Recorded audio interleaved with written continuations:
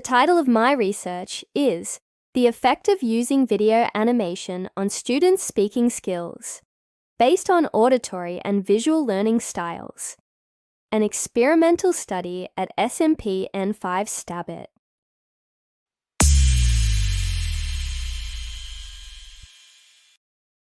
The reason I chose this title is because I believe this topic is very interesting and relevant. In my opinion, around 80% of students in schools still struggle with English, especially in the speaking skill. So, if this study proves that video animation can improve students' speaking skills, especially by adapting it to their learning styles, like auditory and visual, then this method can be one of the effective solutions to help students develop their English skills better. More importantly, I want to examine how these animated videos can be adapted to suit different learning styles, specifically visual and auditory learners. By aligning the teaching method with students' preferred learning styles, they may find it easier to absorb the information and feel more comfortable during the learning process. If the findings of this study show that animated videos are indeed effective in improving students' speaking skills, then this method could be considered an innovative and effective solution to support students in enhancing their English proficiency. Believe that adaptive and creative approaches in education can have a positive impact on students' development, especially as they face challenges in today's global era where English communication skills are becoming increasingly essential.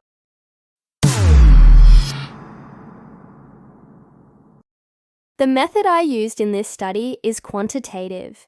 The reason is because I want to measure the effect of video animation using numerical data. For example, by comparing the students' speaking scores before and after the treatment. Since my research also involves comparing two groups, students who learn with animation and those who don't, it fits under experimental research. This method allows me to use statistical tools to test the hypothesis. My research also involves comparing two different groups of students. One group that was taught using animated videos, and another group that learned without the use of animation. This comparison aligns with the principles of experimental research, which typically includes a control group and an experimental group to test the effect of a particular variable. In this case, the use of video animation in teaching. By implementing this design, I can determine not only whether there is an improvement in speaking skills, but also whether the improvement is significantly different between the two groups.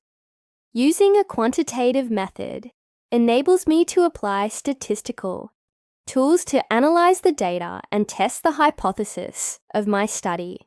This way, the conclusions I draw will be supported by evidence that is both reliable and valid. For example, I may use tests, such as the paired sample t-test or independent sample t-test, to find out whether the differences in speaking scores are statistically significant.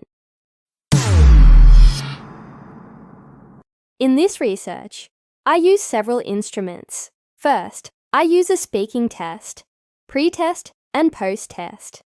This test is used to measure students' speaking skills before and after using video animation.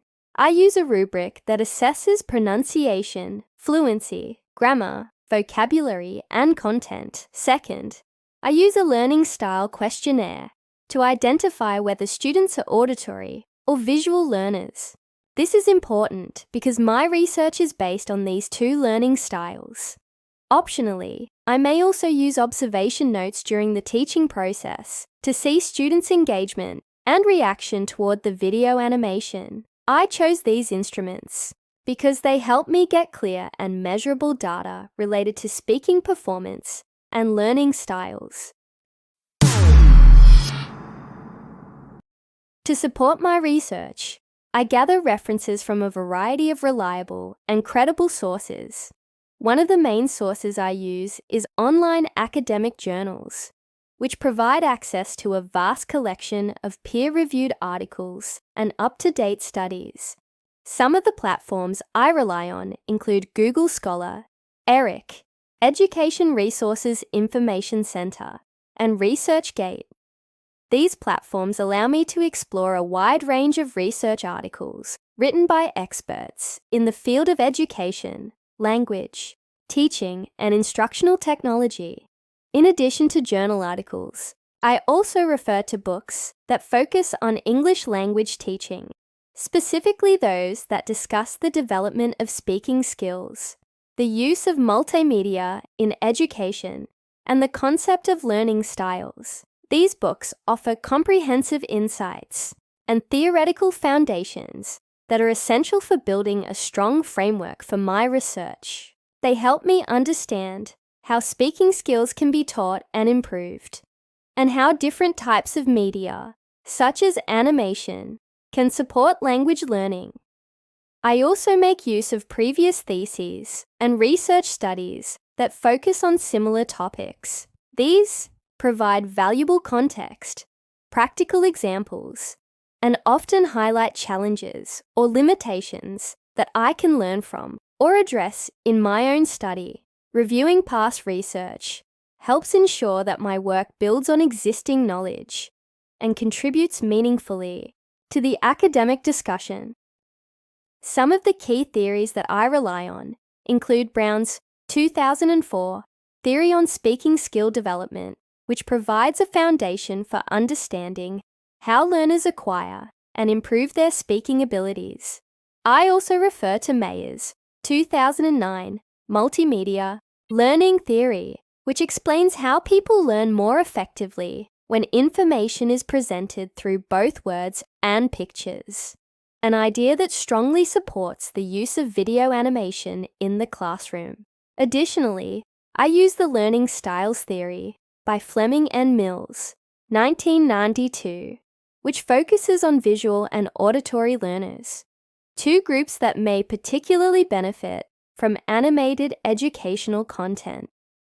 Lastly, because my study uses a quantitative approach, I also refer to sources that discuss experimental research methods and statistical data analysis. These resources help guide me in designing the research properly, collecting accurate data, and analyzing the results in a scientifically valid way. By combining these various sources, I aim to ensure that my study is well supported, theoretically grounded, and methodologically sound. To maintain academic integrity and avoid plagiarism in my research, I follow several important steps throughout the entire writing and research process. First and foremost, whenever I gather information from books, journal articles, or online sources, I make sure to paraphrase the content using my own words.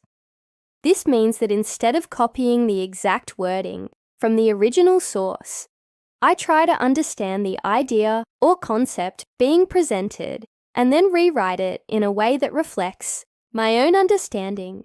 This not only helps avoid plagiarism, but also deepens my comprehension of the material.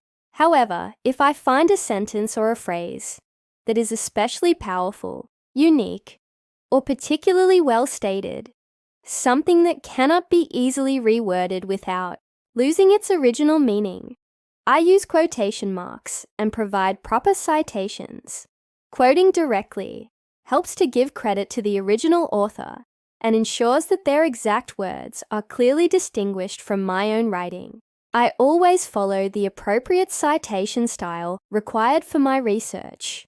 Whether it is APA, MLA, or another academic format, in addition to paraphrasing and quoting correctly, I am also very careful to include all the references I use in the reference list or bibliography at the end of my research. This applies not only to printed books and journal articles, but also to any online sources, such as academic journals accessed through platforms like Google Scholar, ERIC, or ResearchGate. By keeping track of every source I consult and making sure each one is properly cited, I ensure transparency in my work and give credit to the scholars whose ideas have contributed to my research. Avoiding plagiarism is a crucial part of being a responsible researcher. It reflects honesty, respect for intellectual property, and a commitment to academic ethics. By carefully paraphrasing, quoting accurately, and citing all my sources, I can be confident that my work is original, credible, and in full accordance with academic standards. For example, paraphrase citation. According to Mayer, 2009, combining visual and auditory materials helps students process information better through dual channels. Direct quote. Animation is effective in supporting verbal explanation and improving students' understanding. Mayer, 2001, page 184.